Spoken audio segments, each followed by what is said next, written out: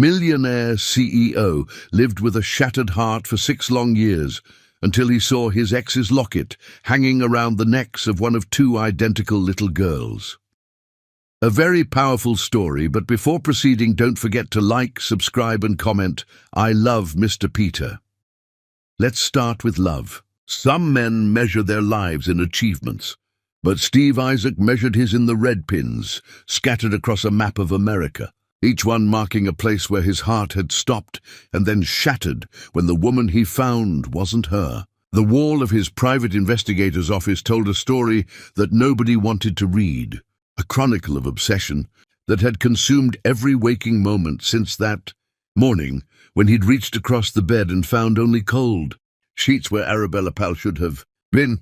The search had started simple enough. He'd called her phone until the number disconnected. He'd gone to her apartment and found it emptied, like she'd never existed there at all. He'd talked to her roommates who claimed they knew nothing, her professors who said she'd simply stopped coming to class, her few friends who looked at him with something between pity and suspicion. Within a week, he'd hired his first investigator, and that's when simple became complicated, when hope became addiction, when love transformed into the kind of madness that people whisper about behind closed doors.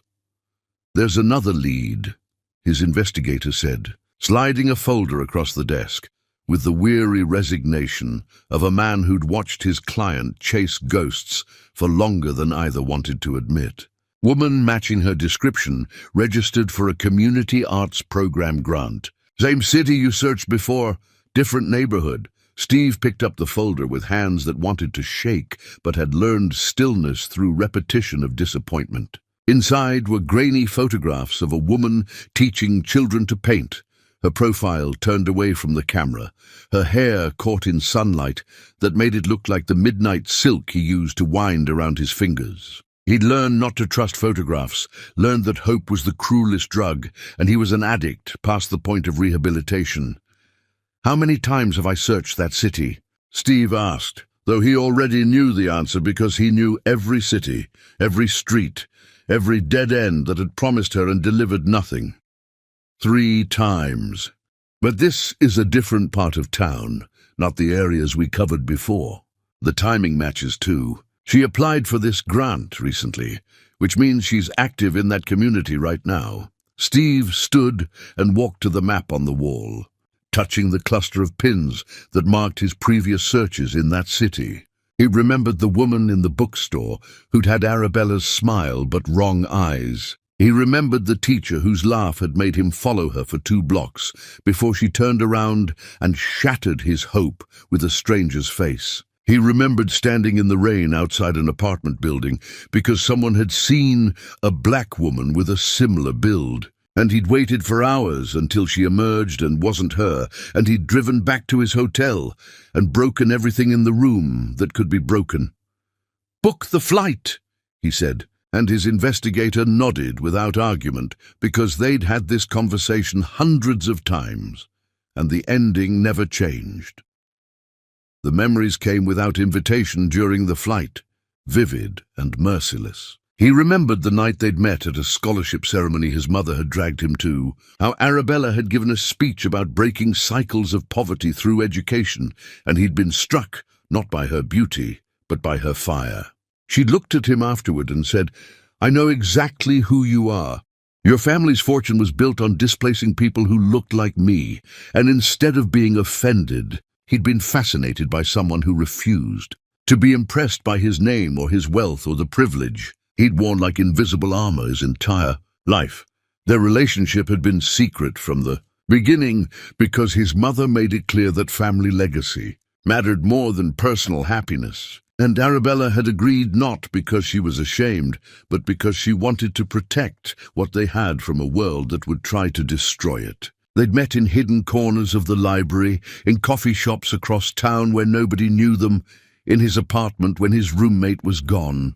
She challenged every assumption he'd ever made about the world, forcing him to see beyond the bubble of privilege he'd lived in. And he'd fallen so completely in love with her that everything else became background noise. That final night haunted him more than all the others combined. She'd shown up at his apartment with something desperate in her eyes. Something that looked like goodbye, even though he didn't understand it yet. They'd made love with an intensity that felt like drowning. Like both of them were trying to memorize something they knew was ending. She traced his face in the darkness and whispered, "I love you." And he'd fallen asleep, holding her like she was the answer to every question he'd never known to ask. Morning had brought devastation. Empty bed, empty apartment, her student ID card, the only proof she'd ever been there at all. He'd called until his voice went hoarse, searched until his body collapsed from exhaustion, filed police reports that went nowhere because adults have the right to disappear. His mother had sworn she knew nothing about Arabella's departure, had actually seemed relieved that the relationship had ended. And he'd almost believed her until suspicion became certainty, and certainty became another reason for rage. The investigators he'd hired over the years had become a parade of the same promises, wrapped in different packaging. Each one swore they'd find her, each one chased leads that dissolved like smoke, each one eventually admitted defeat and recommended he move on. But moving on required accepting she was gone, and acceptance felt like betrayal of everything they'd been to each other.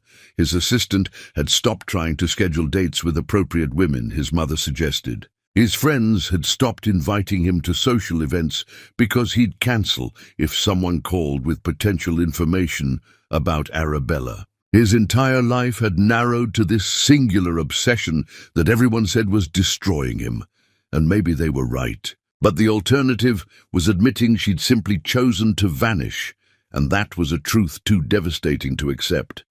The city looked the same as it had during his previous searches, indifferent to his pain, filled with people living normal lives while his remained frozen in that moment of waking alone. He drove to the address from the investigator's file, hands gripping the steering wheel with enough force to make his knuckles white, and told himself this would be another dead end because hope was the enemy and disappointment was the only constant he could trust.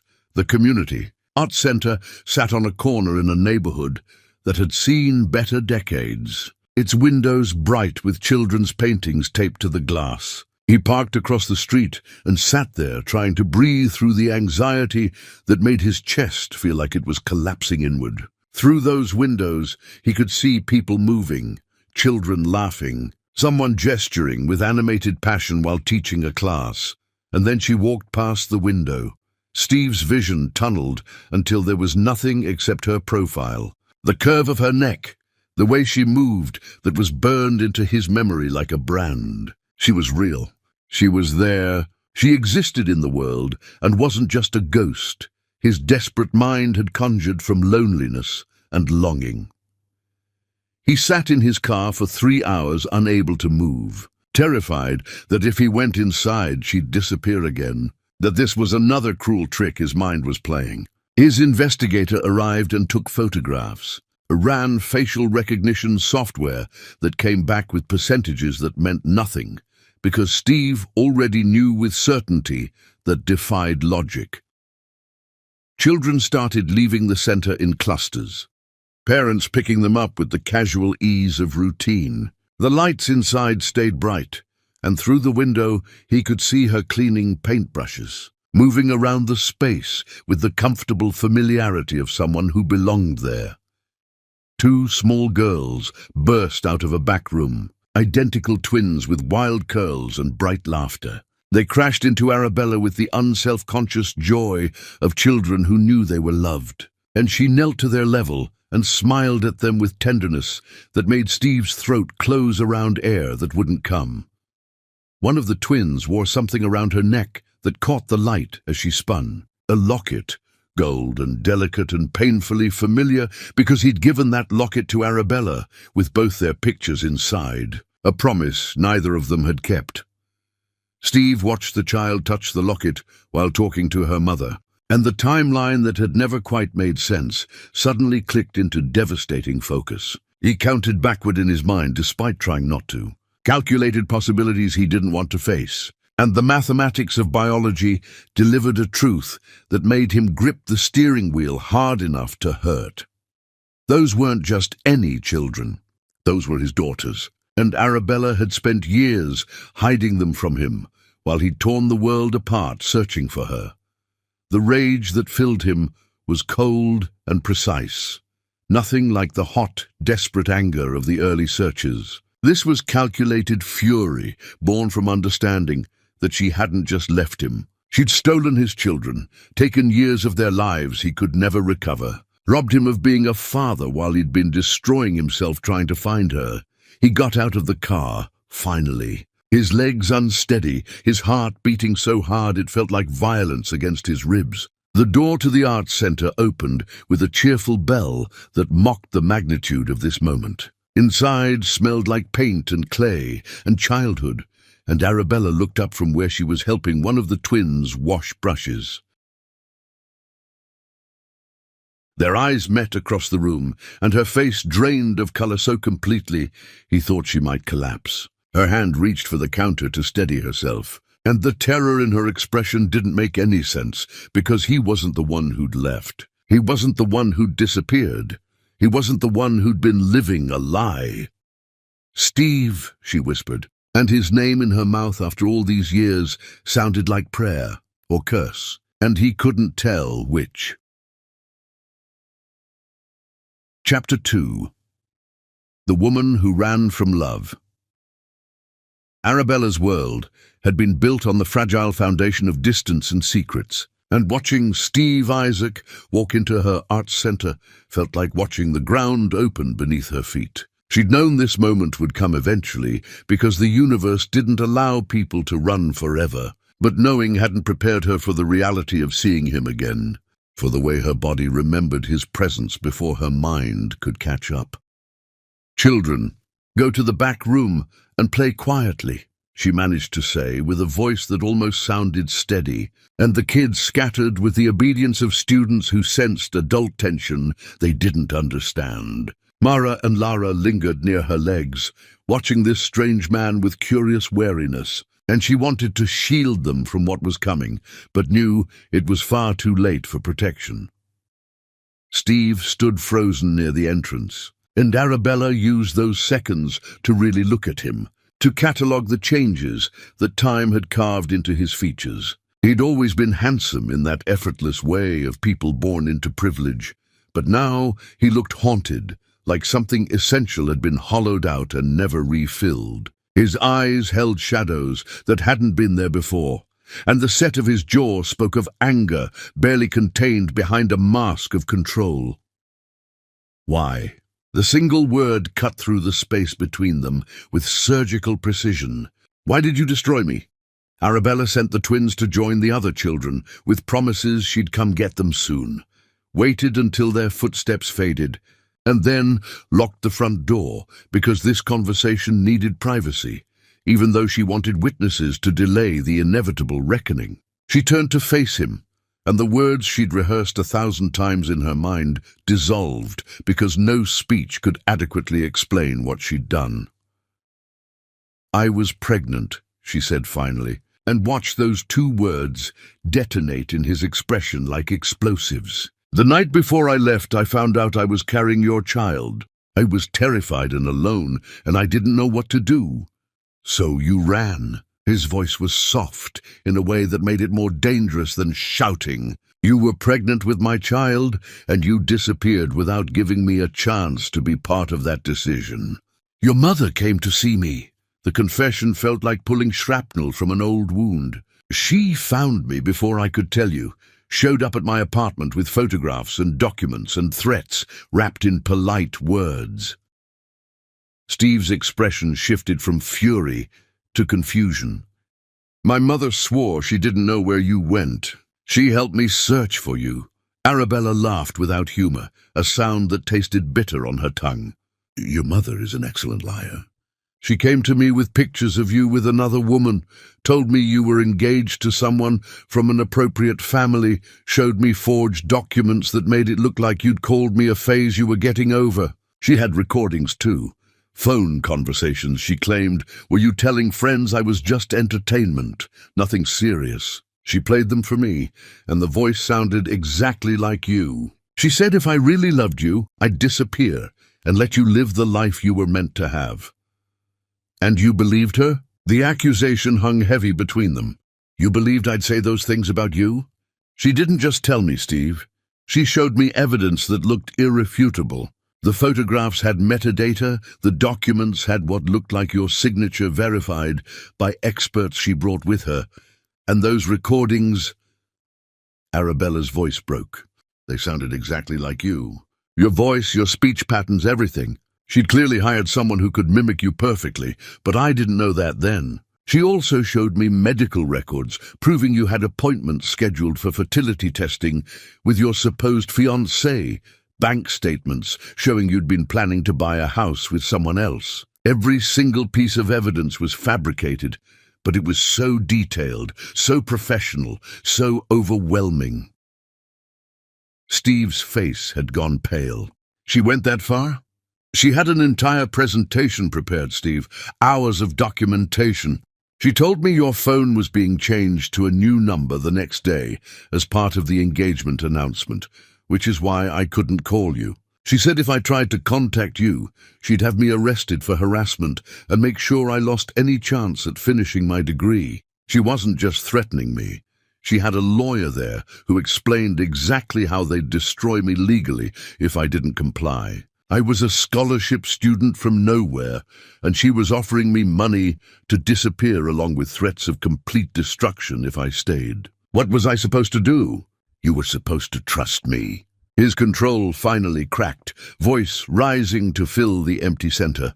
You were supposed to come to me and ask if any of it was true, instead of making decisions about my life without my input. Even if she changed my number, you could have shown up at my apartment, left a note, found a way. I tried! Arabella's own voice rose to match his. I went to your apartment that night after she left, planning to tell you everything despite her threats. But when I got there, I saw a woman leaving, the same woman from the photographs she'd shown me. She was wearing an engagement ring and crying, and when she saw me, she said, "You must be the girl he's been trying to let down gently." I'm sorry. I didn't know he was still seeing you when he proposed to me. Your mother had staged the entire encounter, but I didn't know that. I stood outside your building for hours, Steve, hours, trying to convince myself to go up there and confront you. But I was pregnant and alone, and every piece of evidence pointed to you being engaged to someone else. So I made the choice to believe the worst, because believing the best felt like setting myself up for devastation. So you took that belief and used it to steal my children? Steve moved closer, and Arabella could see the pain radiating off him like heat. You didn't just leave me, Arabella. You took my chance to be a father. You erased me from their lives before I even knew they existed. I know. The admission felt like swallowing glass. I know what I did was unforgivable. I've lived with that guilt every single day. But I thought I was protecting them, protecting you, protecting all of us from a family that would never accept us. That wasn't your decision to make alone. Steve's hands clenched at his sides, like he was physically restraining himself from reaching for her or the walls. You should have let me fight for you, for us, for them. Instead, you decided I was too weak or too selfish to choose my own family over my mother's approval. The truth of his words cut deep because he was right. She'd made assumptions about his character based on fear and his mother's manipulation, and those assumptions had cost them both everything. She'd been a coward dressed up as a martyr, telling herself she was being selfless when really she'd just been too afraid to fight. I tried to call you, she said quietly, knowing it was inadequate defense. In the first months after I left, I picked up the phone so many times. But every time I started to dial, I'd remember that woman with the engagement ring, those recordings of your voice, all that evidence your mother had presented. And I'd convince myself that calling would only hurt you more, that I was doing the right thing by staying away. You should have called anyway. Steve's voice broke slightly, and hearing his pain laid bare was worse than his anger. Do you have any idea what I went through trying to find you? I hired investigators, searched every city, followed leads that went nowhere. I've spent years destroying myself looking for you while you were here raising my children in secret. I saw you once, Arabella confessed, the memory rising unbidden. 2 years after I left, I was in a grocery store and I saw you in the parking lot. You looked so lost, so broken, and I almost ran to you. But then I thought about your mother's threats, about how finding out about the twins might complicate your life, and I got in my car and drove away. I've regretted that moment every day since.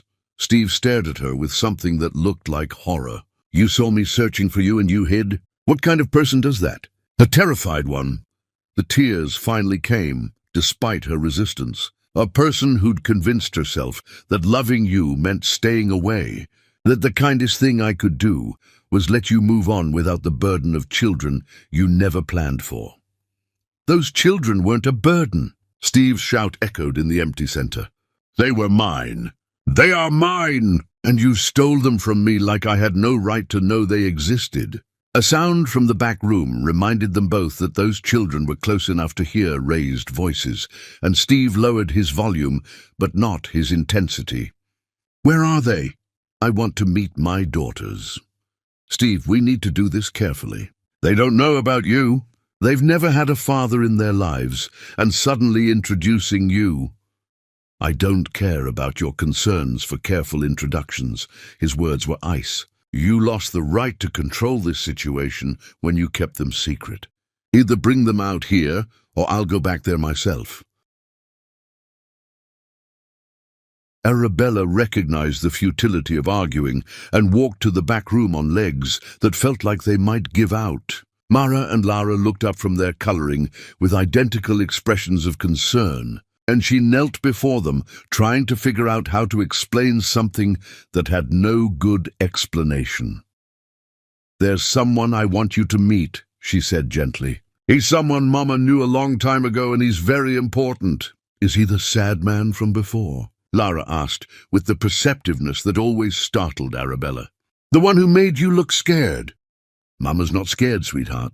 Ma's just surprised. Come on, let's go say hello. The twins followed her back to the main room, where Steve waited with barely contained emotion written across his features. He knelt when he saw them approaching, bringing himself to their eye level, and Arabella watched her daughters study this stranger with the cautious curiosity of children who'd been taught to be wary of people they didn't know. Hello, Steve said softly, and his voice shook despite obvious efforts at control. My name is Steve. What are your names? I'm Mara, the bolder twin announced, stepping slightly in front of her sister with protective instinct. And this is Lara. Are you a friend of Mama's? I was, Steve said carefully. A long time ago, your Mama and I were very close. We cared about each other very much. Then why did you make her scared? Lara asked from her position slightly behind her sister. We heard you yelling, and Mama doesn't like yelling. The question seemed to devastate Steve more than any accusation Arabella could have thrown at him. I'm sorry you heard that. Your Mama and I have some things we need to talk about, but I promise I'm not trying to scare anyone. Mara's hand went to the locket around her neck in a gesture that had become habit, and Steve's eyes tracked the movement with laser focus. That's a beautiful necklace. Can I see it? Mara looked at Arabella for permission, and at her mother's subtle nod, she stepped closer to Steve and opened the locket. Inside was a photograph of a younger Steve, smiling with the carefree happiness of someone who hadn't yet learned how much life could hurt. Mama gave us these, Mara explained. She said they're special and we should take care of them always. I have this one with the man in it, and Lara has the one with Mama's picture. Steve's hand shook as he touched the locket, and when he looked up at Arabella, his eyes held devastation that transcended anger. You kept this. All these years you kept the locket I gave you. I split it between them, Arabella whispered. I wanted them to have pieces of both of us, even if they didn't understand why. Do you know who this man in the picture is? Steve asked Mara gently, and the little girl shook her head. Mama says someday she'll tell us the whole story. She says he was very important to her, but that's all we know. Steve stood abruptly, his emotions clearly overwhelming his ability to maintain composure in front of the children. He looked at Arabella with something that combined rage and anguish in equal measure. We're not done. Not even close to done. But I can't do this right now with them here. Steve, please. No. He cut her off with a single word. You don't get to ask me for anything. Not after what you've done. I'll be back tomorrow, and we're going to figure out what happens next. But know this, Arabella, those are my daughters, and I'm not walking away from them the way you walked away from me. He left without looking back, the bell above the door ringing cheerfully in complete contrast to the devastation he'd left behind. Mara looked up at Arabella with confusion written across her small features.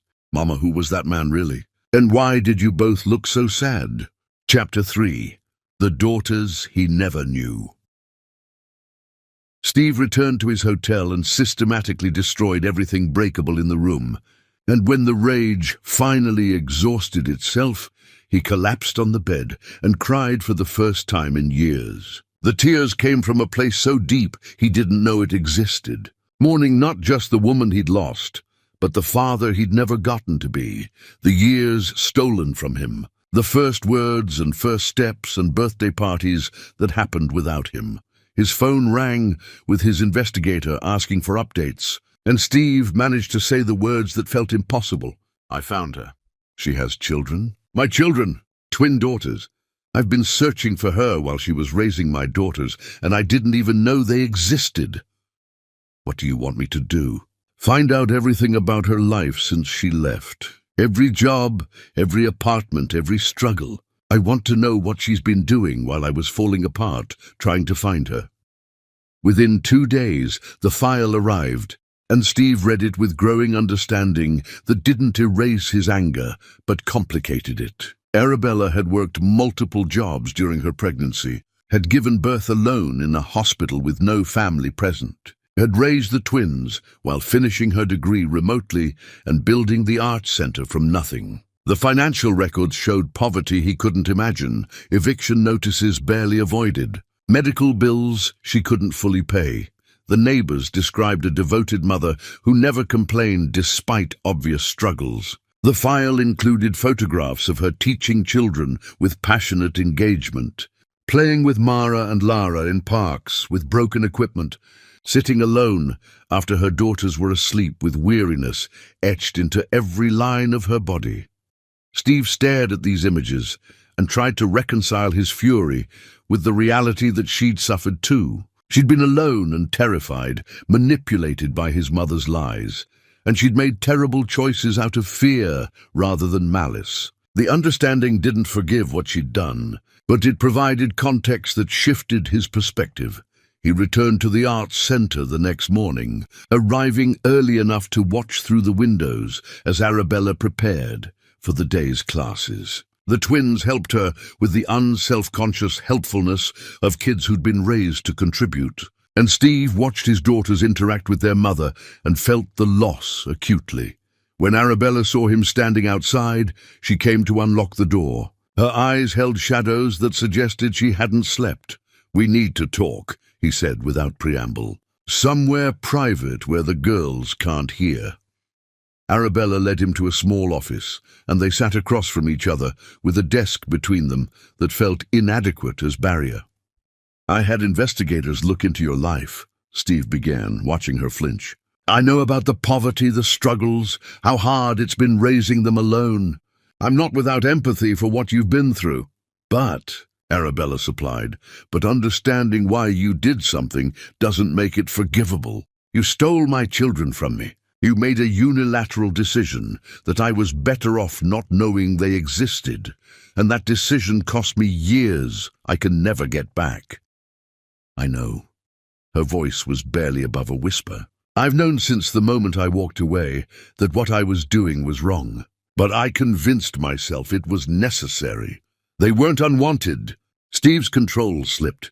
"How dare you assume I wouldn't have wanted my own children? Your mother told me you'd resent them eventually." She painted a picture of slow destruction. "I believed her because I was scared and alone, and she was very convincing. And you never once thought to verify any of it with me." Arabella's hands twisted in her lap. "I thought about it constantly. But I was pregnant and terrified, and she offered me money to disappear. I took it because I had no choice." Steve leaned forward. "Where is that money now?" In an account I've never touched, except for the twins' medical expenses when I had no other option. I saved the rest because I kept telling myself someday I'd find the courage to return it, to tell you everything. But you never did. The statement hung between them like an accusation. No, I never did. Because I'm a coward who chose the easy path of hiding over the hard path of honesty. Steve studied her face, looking for signs of manipulation or deception, but found only exhausted honesty. I want to meet them properly. I want you to tell them who I am and why I haven't been in their lives. And then I want to spend time with my daughters without you hovering. Steve, they're just children. We need to do this gently. I've given them enough time. Years of time I didn't know they needed. Now it's my turn to be their father, and you don't get to dictate the terms anymore. Arabella stood as well, desperation creeping into her voice. Please don't take them from me. They're all I have. I know I don't deserve mercy, but they need their mother. And they need their father too. I'm not interested in taking them away from you. I'm interested in being part of their lives in the way I should have been from the beginning. They returned to the main room where Mara and Lara were drawing. Arabella called them over and knelt to their level, and Steve watched her gather courage for a confession he knew was destroying her. Girls, I need to tell you something important about the man from yesterday. His name is Steve, and he's your father. The twins processed this with straightforward logic. Mara looked between her mother and Steve with dawning understanding. The man in my locket is our daddy. Yes, sweetheart, that's your father. He didn't know about you until now because Mama made a mistake and didn't tell him you existed. Why not? Lara asked with devastating simplicity. Don't daddies want to know about their children? Arabella's voice broke. This daddy would have wanted to know very much. Mama was scared and made a very bad choice. Daddy's been looking for us for a long time, and now he's found us. Mara studied Steve with serious eyes that looked unsettlingly like his own. Are you going to leave again? The question hit Steve in the chest. No, I promise I'm not going to leave. I didn't know about you before, but now that I do, I'm going to be here. If you'll let me. Lara walked up to Steve with boldness and looked up at him with evaluation that seemed far too mature. Mama cries sometimes when she looks at your picture in the locket. She thinks we don't notice, but we do. Have you been crying too? Steve knelt and looked his daughter in the eyes. Yes, I've been very sad for a long time because I missed your mama and didn't know about you and Mara. But now I found you, and maybe we can all stop being so sad. Okay, Lara said with casual acceptance. You can be our daddy then, but you have to promise not to make Mama cry anymore because we don't like it when she's sad. I promise to try my best, Steve said, and meant it despite the anger still burning in his chest. Mara joined her sister in front of Steve, both twins studying him with cautious hope. Can we hug you? Mara asked. That's what daddies and daughters do on TV. Steve opened his arms, and his daughters stepped into them, and the simple gesture broke something fundamental in his chest. He held them carefully, terrified of doing something wrong, and when they pulled back, both girls were smiling. Do you want to see my painting? Mara asked, already pulling him toward her easel. Over the following days, Steve spent every possible moment with Mara and Lara, learning their personalities. Mara was bold and impulsive, while Lara was thoughtful and observant. They taught him their favorite games and showed him their artwork with pride that made his chest ache. Arabella maintained distance during these visits, allowing space for relationships to form. But the anger remained, simmering beneath surface pleasantries, because knowing his daughters didn't erase the years of their lives he'd missed. Every story they told about their past was a reminder of his absence. One evening, after dropping the twins back at Arabella's apartment, he confronted her on the street outside. I want to know everything about my mother's visit to you. Every word she said, every document she showed you, every threat she made. Arabella looked exhausted in the streetlight. She came to my apartment the night before I left you. She had photographs of you with another woman at events I'd never heard of. Documents that looked like they had your signature saying I was a mistake. Detailed stories about your engagement to someone from an appropriate family. And you believed all of it without question. She was very convincing, Steve. She had proof that looked real, and I was a scared, pregnant girl from nothing facing down a woman with unlimited resources. Yes, I believed her. Steve pulled out his phone and showed her his investigator's findings. My mother's been lying to both of us. She knew where you were. She's known about the twins since they were born. She's been systematically keeping us apart. Arabella read the report with growing horror. She knew? All this time, she knew about your daughters and never told you. And she helped me search while knowing exactly where you were. She's been playing us both. The revelation hung heavy between them. Steve's phone buzzed with a message that made his blood run cold. My mother wants to meet her granddaughters, he read aloud. She's threatening legal action if I don't allow it. She says she has rights as their grandmother. Arabella's face went pale. You can't let her near them. She'll try to take them away from me, use her money and connections to paint me as an unfit mother. Steve looked at the woman who'd betrayed him and the mother who'd been manipulating them both.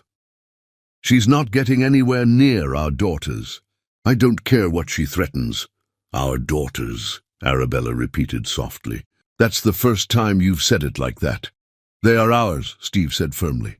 And maybe it's time we stopped fighting each other and started protecting them from the person who's actually been destroying us all along. Chapter 4. The Mother Who Destroyed Them. The family estate looked exactly as Steve remembered from his childhood. Imposing and cold, designed to impress rather than welcome. He'd sworn he'd never return here after his last argument with his mother, but protecting his daughters required facing the woman who'd orchestrated their separation. Arabella sat beside him in the car, hands twisted in her lap with nervous energy, and he could feel her terror radiating in waves. You don't have to come inside, Steve said, though they'd already had this argument twice. I can handle my mother alone. She manipulated both of us for years. I deserve to hear whatever lies she tells directly instead of filtered through your report. Arabella's voice was steady, despite the fear in her eyes. Besides, she wanted to meet the twins. I need her to understand that's never happening. They walked to the door together, and Steve noticed his mother had been watching from the window because she opened it before he could knock. She looked exactly as she always had, elegant and cold, her smile practiced and empty of warmth. Her eyes passed over Steve dismissively and landed on Arabella with unconcealed disdain. So you finally crawled out of whatever hole you've been hiding in, his mother said to Arabella without preamble. I'm surprised it took you this long to chase after his money. We're not doing this on the doorstep, Steve cut in before Arabella could respond. You wanted to talk about your granddaughters. Let's talk inside. His mother led them to the formal sitting room, and Steve remembered every uncomfortable moment he'd spent in this space being lectured about family obligations and appropriate behavior. Arabella sat on the edge of her chair like she might need to run, and his mother settled into her usual seat with the air of a queen granting audience. I want to meet my granddaughters, she began without pleasantries. I understand you've kept them secret, but now that they've been discovered, I have rights as their grandmother. You have no rights, Steve said flatly. You forfeited any claim to family when you manipulated us both and kept my children secret from me. His mother's expression didn't change. I did what was necessary to protect you from a disastrous decision. She was using you, obviously trying to trap you with a pregnancy, and I simply accelerated the inevitable separation. Except she was actually pregnant, Steve said with barely controlled fury. And instead of telling me about my own children, you let me search for her for years while knowing exactly where she was. You have no proof of that accusation. His mother's voice was ice. And even if I did know her location, keeping you apart was in your best interest. Look at you now, throwing away your future for mixed-race children who will never be accepted in our circles." Arabella flinched at the casual racism, and Steve saw red at the edges of his vision. "Those mixed-race children are your granddaughters, and the fact that you can't see their value tells me everything I need to know about your character." "Character?" His mother laughed without humor. "I'm trying to protect our legacy from being diluted by someone who saw you as a meal ticket. She took money to leave you, Stephen. That tells you exactly what kind of person she is." "I took that money because I was pregnant and alone and terrified," Arabella said quietly, speaking directly to his mother for the first time. "You came to me with lies and threats and convinced me that telling Steve about the pregnancy would destroy him. I believed you because I loved him enough to want to protect him, even if that meant sacrificing my own happiness." "How noble," his mother sneered. "And yet you kept his children secret for years while struggling in poverty.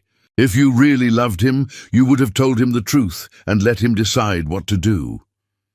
"You're right," Arabella said, and the admission seemed to surprise his mother. "I should have told him. I should have trusted him more than I trusted your manipulation. I made terrible choices out of fear, and I've regretted them every day.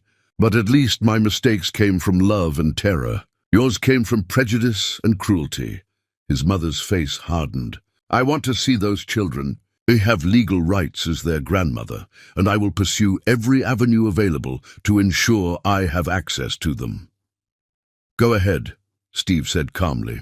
"Pursue whatever legal action you want. I have evidence of your manipulation, proof that you knew about my daughters and deliberately kept them from me. Any judge who hears that story will side with parents trying to protect their children from a toxic grandmother."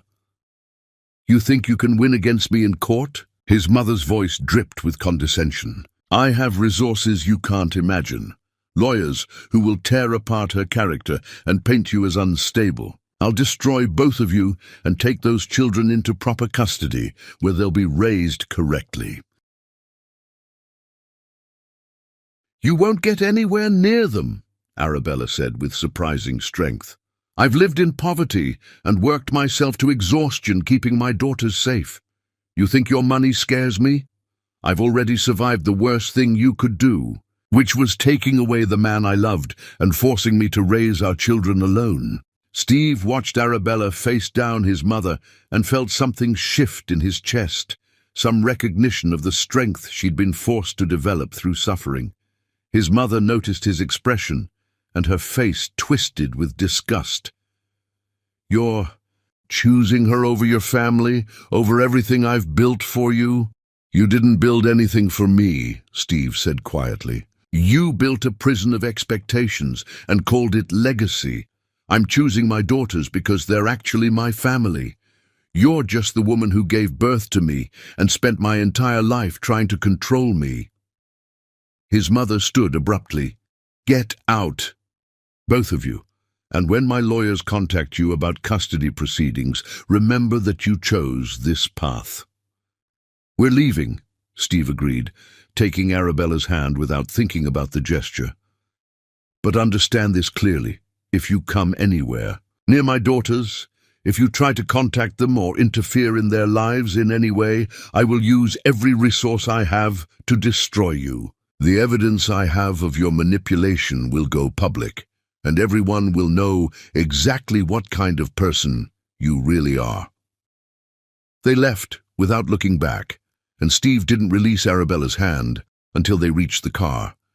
She was shaking with adrenaline and residual fear, and he found himself wanting to comfort her despite the anger he still carried. "She's going to try to take them away from me," Arabella said as he drove away from the estate. "She has money and connections, and I have nothing. A court might decide they're better off in her custody or yours alone." "That's not going to happen." Steve's voice was firm. "I meant what I said in there. She's not getting near our daughters." "Our daughters," Arabella repeated again, like the phrase was still foreign to her. "I keep waiting for you to correct yourself, to remind me that I forfeited my right to call them ours. But you're their mother. Whatever happened between us, you've been raising them and loving them and doing everything you could to give them a good life. I'm angry about the years I missed, but I'm not interested in taking them away from the only parent they've ever known. Arabella started crying silently, tears streaming down her face without sound, and Steve pulled over because he couldn't drive while she fell apart beside him. She covered her face with her hands and sobbed with the release of someone who'd been holding everything in for too long. "I'm sorry," she managed between gasps. "I'm so sorry for everything I did to you, for the pain I caused, for the years you missed with them. I know saying it doesn't fix anything, but I need you to know that I've regretted every single day since I left you." Steve wanted to stay angry, wanted to hold on to the rage that had sustained him through their initial confrontations, but watching her break down over choices she'd made out of fear and manipulation made it impossible to maintain pure hatred. He reached over and pulled her hands away from her face, forcing her to look at him. "I'm still angry," he said honestly. "I don't know if I'll ever fully forgive you for what you took from me, but I'm starting to understand why you did it, and that's something. We can't change the past, but we can figure out how to move forward for Mara and Lara's sake." "What does moving forward look like?" Arabella asked through tears. "How do we co-parent when you hate me?" "I don't hate you," Steve realized with surprise. "I want to hate you because it would be simpler than this complicated mess of anger and understanding and residual feelings I don't want to examine. But hate requires less effort than what I'm actually feeling." "What are you feeling?"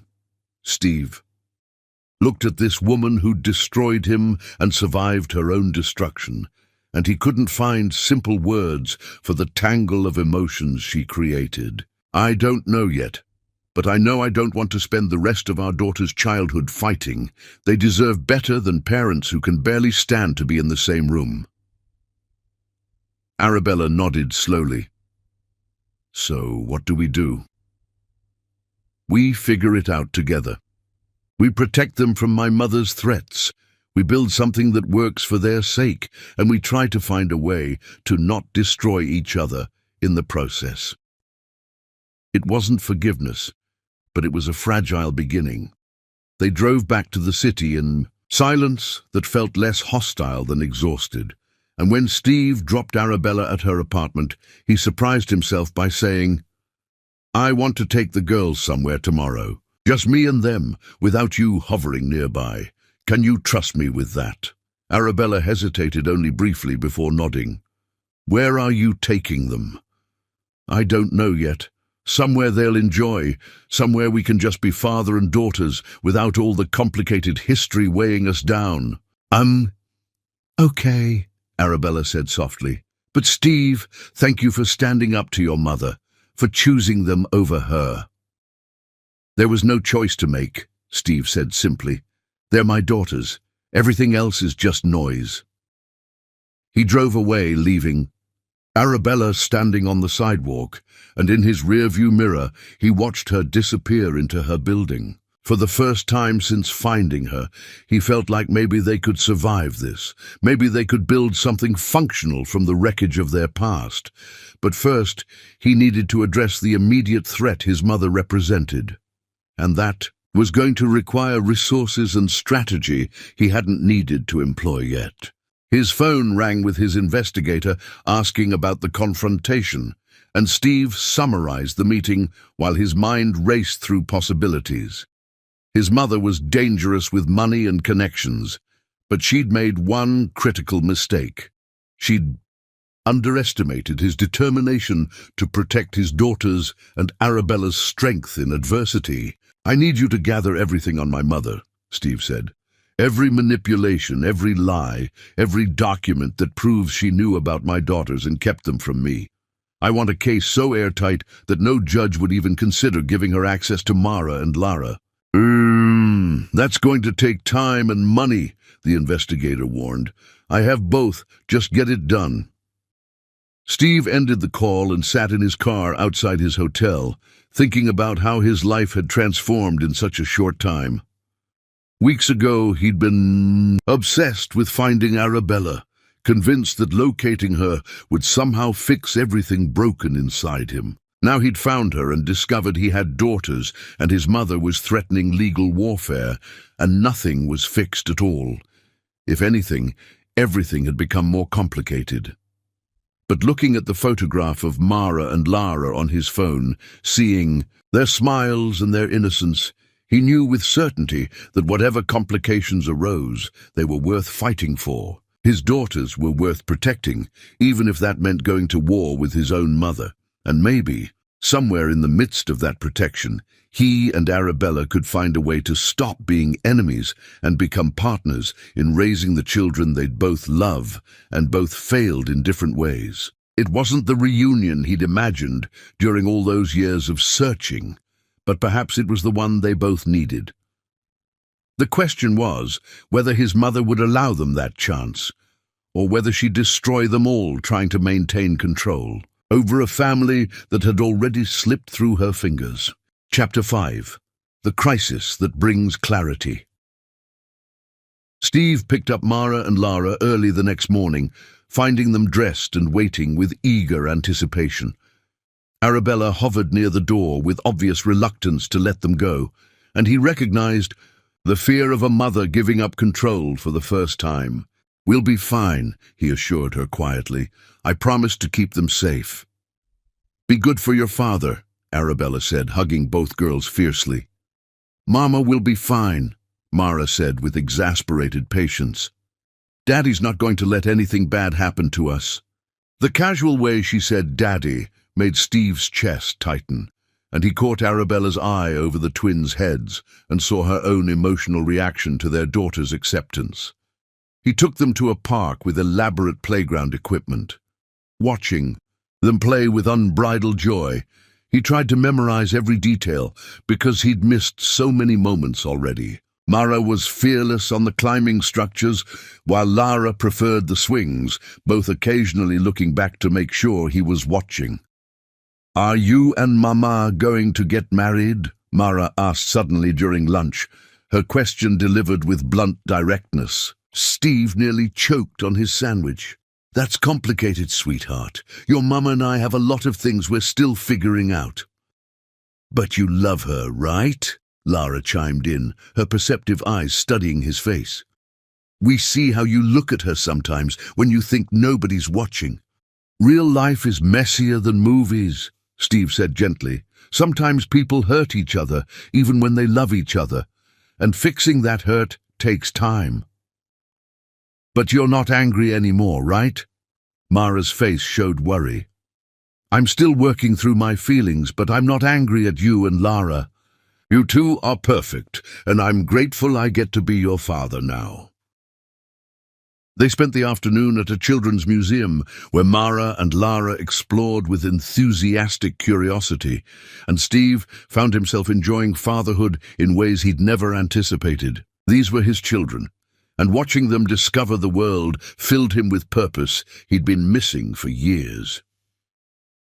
It was late afternoon when Lara complained of feeling dizzy. Steve assumed she needed food or rest, but when her face went pale and she swayed on her feet, alarm bells started ringing. He caught her before she collapsed, and Mara started crying with panic. "I need to get her to a hospital," Steve said, already moving toward the exit with Lara in his arms. She felt too light, too fragile, her breathing shallow and her skin clammy. He called Arabella from the car, trying to keep his voice steady, though terror was clawing at his throat. "Lara's sick. I'm taking her to the hospital. Meet me there." "What happened? Is she okay?" Arabella's voice climbed with maternal panic. "I don't know yet." She just collapsed. "Just meet me at the emergency room." The hospital was chaos of fluorescent lights and antiseptic smells. The staff took one look at Lara's condition and rushed her back for evaluation, leaving Steve in the waiting room with Mara sobbing against his chest. "Is Lara going to die?" Mara asked through tears, and the question destroyed him. "The doctors are helping her right now. They're going to figure out what's wrong and make her better." Arabella burst through the emergency room doors, looking wild with terror. She ran to Mara and pulled her daughter into her arms, while Steve stood apart, feeling helpless. What happened? Arabella demanded once Mara's crying subsided. We were at the museum, and she complained of dizziness. Then she just collapsed. I brought her straight here. This isn't your fault, Arabella interrupted. Children get sick. You did exactly what you should have done. They waited in terrible silence. Steve paced while Arabella held Mara, grief and fear making everyone equal. A doctor finally emerged, looking grave. Are you Lara's parents? Yes, they said simultaneously. Your daughter has a serious heart condition that appears to be congenital. She's going to need surgery, and I won't lie to you, it's risky. We need to operate soon to prevent further deterioration. The words hit like physical blows. Steve felt his legs weaken, and Arabella made a sound like she'd been gutted. Mara started crying again. How risky? Steve managed to ask, every surgery carries risks, but this particular procedure has complications we need to discuss. For now, she's stable and sedated. You can see her briefly, but then we need to prep for surgery first thing tomorrow morning. They were led to a room where Lara lay looking impossibly small in the hospital bed, connected to machines that beeped with steady rhythm. Steve stood on one side while Arabella took the other, and Mara climbed carefully onto the bed to curl against her sister. She's going to be okay, Arabella whispered like a prayer. Steve reached across the bed without thinking and took Arabella's hand, and she gripped it with desperate strength. They stood together over their daughter, united in fear and love. And Steve realized that whatever anger he'd been holding on to had become irrelevant in the face of potentially losing Lara.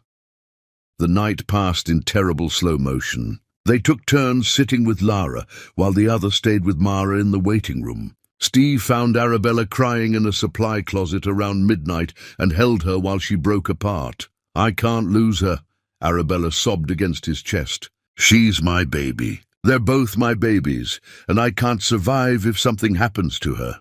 She's not going anywhere, Steve said with more confidence than he felt. She's strong like her mother.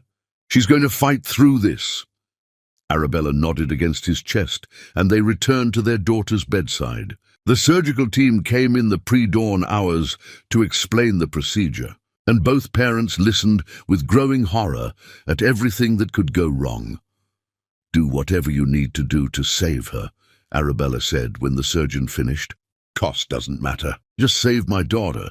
Our daughter, Steve corrected gently, and Arabella met his eyes with gratitude. They wheeled Lara away just after sunrise, and Steve held Arabella while she watched their daughter disappear through surgical doors. Mara clung to both of them, and they formed a knot of shared terror until a nurse guided them back to the waiting room. The surgery took hours that felt like years. Steve and Arabella barely spoke, lost in private fears they couldn't articulate. Mara fell asleep on Arabella's lap, exhausted from crying, and Steve covered them both with his jacket. I've been thinking, Arabella said quietly, about all the time we've wasted being angry and hurt, about how stupid our pride seems when our daughter is fighting for her life. I've been thinking the same thing, Steve admitted. None of it matters as much as I thought it did. All that matters is Mara and Lara being okay. Do you think we can find our way back to each other? Arabella asked, her voice barely audible. Steve didn't answer immediately. I don't know, but I know I don't want to spend the rest of our daughters' lives fighting. And I know that somewhere under all the hurt and anger, I still care about you more than I want to admit. Arabella's tears fell silently, and Steve reached over to wipe them away. We don't have to figure everything out right now. Let's just focus on getting Lara through surgery. The rest can wait. The surgeon emerged finally, and both parents stood with identical expressions of desperate hope. The surgery went well. She's stable and in recovery. The next 24 hours are critical, but if she makes it through without complications, her prognosis is good. The relief was so overwhelming that Arabella's legs gave out, and Steve caught her before she hit the floor. They held each other and cried with the release of parents who'd been holding their breath for hours. And when Mara woke and saw them crying, she joined in without understanding whether these were tears of joy or sorrow. Lara's okay, Steve told her. Your sister's okay. They were allowed to see her briefly, and Lara looked peaceful in her post-surgical sleep, breathing steadily with machines monitoring her progress. Steve and Arabella stood on either side of her bed again, and this time, when he reached for her hand, it felt less like offering comfort and more like claiming connection. "We're going to get through this," he said to both Arabella and himself, "all four of us together." And for the first time since finding her again, he believed they actually might. Chapter 6. The Healing That Changes Everything. Lara's recovery was slow and punctuated by setbacks that sent both parents into spirals of renewed terror. Steve and Arabella maintained constant vigil, sleeping in shifts in uncomfortable hospital chairs, eating vending machine food they barely tasted, existing in suspended animation while their daughter fought her way back to health. Mara stayed with them most days, quiet and subdued in ways children shouldn't be, drawing pictures for her sister and whispering encouragements to her sleeping twin. The medical bills started arriving with shocking totals, and Steve handled them without discussion, paying whatever was necessary while Arabella watched with complicated gratitude. She'd spent years struggling to afford basic health care, and watching him write checks that would have bankrupted her multiple times over highlighted the vast gulf between their circumstances. "I can't repay you for this," she said one evening, while they shared coffee in the hospital cafeteria. "The surgery, the specialists, all of it. She's my daughter," Steve said simply. "You don't repay parents for taking care of their children. That's just what we do. But I kept you from being able to do it for years." Steve set down his coffee and looked at her directly. "Can we stop keeping score? You made terrible choices out of fear and manipulation. I've been angry about that, and I probably will be for a while longer. But Lara almost died, and that put everything in perspective. Fighting about the past won't change it." Their tentative truce deepened over the following days as they navigated Lara's recovery together. They learned to communicate about medications and doctor consultations, to support each other through moments of panic when her vitals changed. The hospital staff started treating them as a unit, directing updates to both parents simultaneously. Mara noticed the shift and commented with blunt observation, "You and Mama don't look so sad anymore when you're together. Does that mean you're not fighting?" "We're learning how to not fight," Steve answered carefully. "That's different from everything being fixed, but it's progress."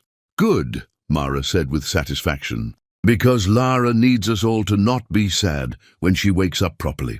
Lara's first truly coherent conversation happened late one night when only Steve was in the room. Her eyes opened with more awareness than previous wakings, and she looked at him with recognition that made his chest tighten.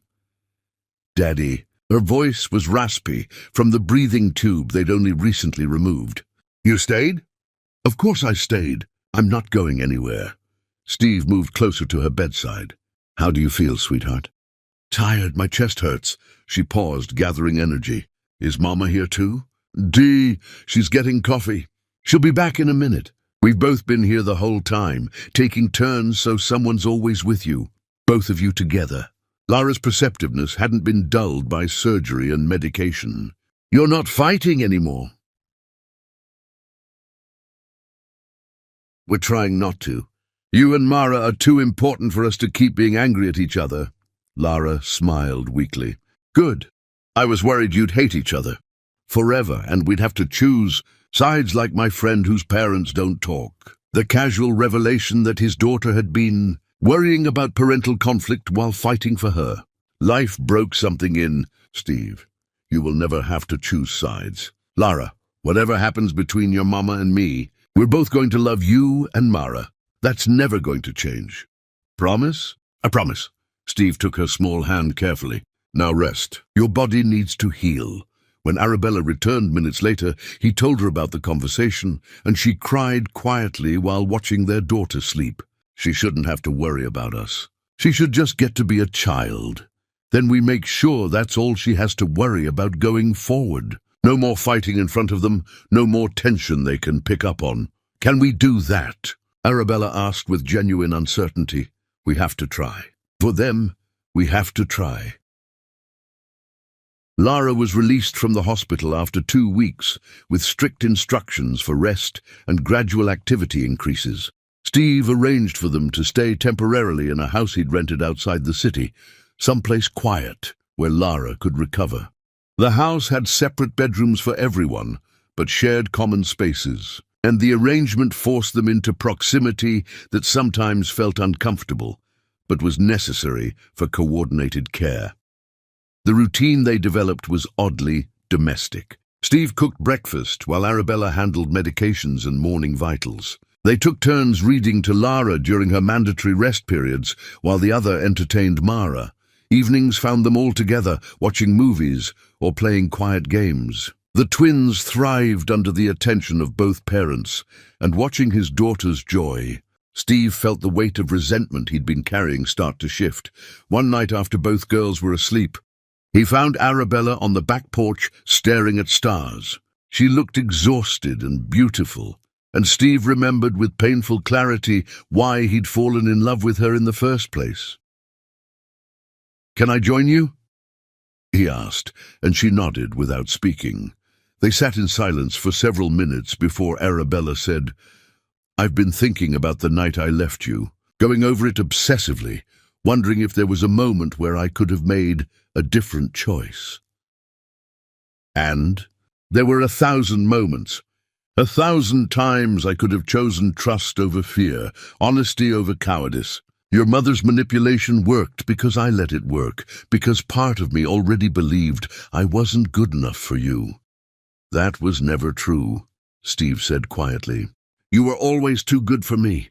I was the one who'd lived in privilege without questioning it. You challenged me to be better, and I was terrified of disappointing you. I wish I'd known that then. I wish I'd believed you loved me enough to choose me over your family's expectations. I would have, Steve said with certainty. I would have walked away from all of it for you. But you never gave me that chance. I know, Arabella's voice broke, and I can't ever give you back what I took. Those years with Mara and Lara, watching them grow and change. I stole that from you, and there's no way to make it right. No, there isn't, Steve agreed, and the honesty seemed to hurt her more than anger would have. But maybe we can make the years going forward count double. Maybe we can build something good enough that eventually those missing years won't hurt quite so much. Do you really think that's possible? After everything I did to you, can you really imagine a future where we're okay? Steve looked at her in the starlight, this woman who destroyed him and survived her own destruction and felt the complexity of everything she made him feel. I don't know what our future looks like, but I know I don't hate you anymore. I know that watching you with our daughters makes me remember why I loved you. And I know that if we're both willing to try, maybe we can find something worth having. I'd like to try, Arabella said softly. If you're willing to let me. One day at a time, Steve said. We figure it out one day at a time, and maybe eventually we'll look up and realize we've built something real. Arabella reached for his hand tentatively, and when he didn't pull away, she wove her fingers through his. They sat like that under the stars while their daughters slept inside, and Steve felt possibility stirring in his chest where anger used to live. The peace was shattered the next morning when Steve's lawyer called with news that his mother had filed for grandparent visitation rights and was claiming that Arabella was an unfit mother due to poverty and instability. The legal documents painted a picture of negligent parenting and suggested that the children would benefit from regular contact with their paternal grandmother. She's actually doing this, Arabella said when Steve told her, her face pale with renewed fear. She's going to try to take them away. She's not going to win, Steve said with conviction he hoped was justified. My lawyers have evidence of her manipulation. No judge is going to give her access after hearing what she did. You don't know that. She has money and connections, and I have a history of running away. What if the court sides with her? Then we fight, together. We show them that you're an incredible mother who made one terrible decision years ago when you were scared and alone. We show them that Mara and Lara are loved and cared for and thriving. And we make it clear that my mother's interest isn't in her granddaughter's welfare, but in controlling people who won't submit to her. Arabella nodded slowly, but her hands shook. I need to hire my own lawyer. I can't go into court battles without representation. Use my lawyers, Steve offered. They're already familiar with the situation, and they're the best available. I can't let you pay for that, too. Stop, Steve interrupted gently. This isn't about money or debts. This is about protecting our daughters from a woman who wants to hurt us through them. Let me help you, please. Arabella looked at him with such gratitude it made his chest ache. Thank you for standing with me instead of against me. I know you have every right to side with your mother and try to take custody yourself, but you're choosing to support me instead. You're their mother. You've been their mother through poverty and struggle and fear. I'm not going to let my mother or anyone else suggest you're not good enough for them. The legal battle ahead of them was daunting, but facing it together felt manageable. Steve found himself wanting to protect Arabella almost as much as he wanted to protect his daughters, and the realization surprised him. Somewhere between the anger and the hospital vigils and the shared domesticity of Lara's recovery, he'd stopped seeing her as the woman who'd betrayed him and started seeing her as his partner. That night, he lay awake thinking about possibilities he'd been too angry to consider before. What would it look like if they actually tried to rebuild what they'd had? Could love survive the kind of betrayal she'd committed? More importantly, did he want to try? The answer came when he walked past Arabella's bedroom and heard her crying quietly in the darkness. He stood outside her door for a long moment before knocking softly. When she opened it, with tear-streaked face, he didn't overthink the impulse that made him pull her into his arms. We're going to get through this, he told her while she cried against his chest. All of it. The custody battle, the recovery, everything. We're going to get through it together. Arabella nodded against him, and Steve realized with startling clarity that he wanted more than just co-parenting. He wanted her, not the memory of who she'd been, but the woman she'd become through suffering and survival. He wanted to rebuild what they'd lost and create something stronger from the pieces. But rebuilding required foundation work, and foundation work required time and trust and healing none of them had achieved yet. So he held her while she cried and made promises he intended to keep, and told himself that wanting her was different from being ready for her. Tomorrow would bring lawyers and strategy sessions and preparations for legal warfare. But tonight they had this moment of shared vulnerability, and Steve held on to it like the fragile beginning it was. Chapter 7. The Battle for Family. The lawyer's office felt cold and impersonal, designed to intimidate rather than comfort, and Arabella sat beside Steve, trying not to show how terrified she was. His mother's legal team had filed documents that painted a devastating picture of negligent parenting, citing her poverty, her choice to keep the children secret, her history of running away from problems. Every terrible choice she'd made was being weaponized against her, and reading the accusations felt like being stripped naked and examined for flaws. This is character assassination, Steve's lawyer said bluntly. They're trying to make you look unstable and irresponsible, but we have evidence that contradicts every claim. Your financial situation was the direct result of raising 2 children alone without support, which you only did because of their client's manipulation. Will that matter to a judge? Arabella asked, her voice small. She has money and connections, and I have nothing but excuses for bad decisions. You have years of dedicated parenting and children who are clearly loved and well-adjusted, the lawyer countered. We also have evidence of her manipulation and proof that she knew about the children and deliberately kept them secret from their father. No judge is going to look kindly on a grandmother who prioritized control over family welfare. The legal strategy sessions were exhausting and demoralizing, forcing Arabella to relive every mistake, while lawyers dissected her choices with clinical detachment. Steve sat beside her throughout, his presence a steady anchor when she felt like she might drown in shame and fear. He defended her when the lawyers pushed too hard, reminded them that she was a person rather than a case file, and made it clear that they were fighting together rather than separately. The preliminary hearing arrived with agonizing speed. His mother sat across the courtroom, looking elegant and composed, her lawyer painting a picture of concerned grandmother worried about her grandchildren's welfare. Arabella listened to herself being described as impoverished and unstable, as someone who'd kidnapped children from their father and raised them in conditions bordering on neglect. Steve's lawyer countered with evidence of his mother's manipulation, presenting documents that proved she'd known about the twins since birth and had actively prevented Steve from finding them. The judge listened with increasing skepticism to his mother's claims of concern, while evidence of her deception mounted.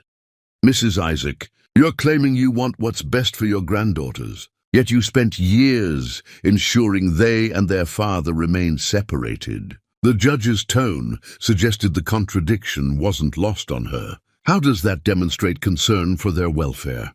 His mother's lawyer scrambled to explain that she'd been protecting Steve from a bad situation, but the argument fell flat when Steve himself testified that he desperately wanted to find Arabella and would have immediately claimed his children if given the chance. "Your Honor, my mother systematically destroyed my chance to be a father," Steve said with quiet intensity. "She manipulated Arabella into leaving, kept my children secret, and is now trying to use the poverty she forced on their mother as evidence of unfitness. This isn't about my daughter's welfare. This is about control and punishment." The judge looked between Steve's mother and Arabella with an expression that suggested she'd seen enough custody battles to recognize genuine concern from vindictive maneuvering. "I'm denying the petition for grandparent visitation rights pending further investigation. Mrs. Isaac, if you truly care about your granddaughters, I suggest you focus on repairing your relationship with their father rather than attempting to interfere in their mother's custody." The relief was overwhelming. Arabella felt her legs weaken as Steve's hand found hers under the table, gripping with shared triumph. His mother's face twisted with barely contained rage, and she stood abruptly, her lawyer trying to calm her as she stalked from the courtroom. Outside in the hallway, Steve pulled Arabella into a fierce hug. "We won. She's not going to get near them." "This time," Arabella said, her relief tempered by realism. "But she's not going to stop. People like her don't accept defeat. Then we'll keep fighting, as many times as necessary." Steve pulled back to look at her face. "You're safe. The girls are safe. That's what matters." His mother was waiting near the exit, and despite the judge's ruling, she approached them with cold fury radiating off her like heat. "This isn't over, Stephen. You're throwing away your future for a woman who abandoned you and children who will never be accepted in our world." "Your world," Steve corrected. "A world built on prejudice and cruelty. My daughters deserve better, and so does Arabella. You'll regret choosing them over family," his mother hissed. "When the money runs out and the reality of raising mixed-race children sets in, you'll understand what I was trying to protect you from. The only thing I regret is not standing up to you sooner," Steve said with finality. "You're not my family anymore. You lost that right when you decided your prejudice was more important than my happiness or my children's welfare." His mother's face hardened into something ugly. "Then consider yourself disinherited. Every penny, every connection, every advantage your name carried, gone. See how long your noble love lasts when you're struggling like her." "Keep it," Steve said simply. "I don't want anything that comes with the price of your approval." They left his mother standing in the courthouse hallway, and Steve felt lighter than he had in years.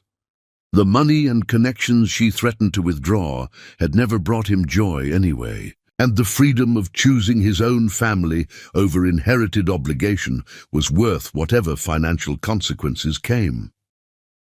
Arabella was quiet during the drive back to the house, processing everything that had happened. You just gave up your inheritance for us.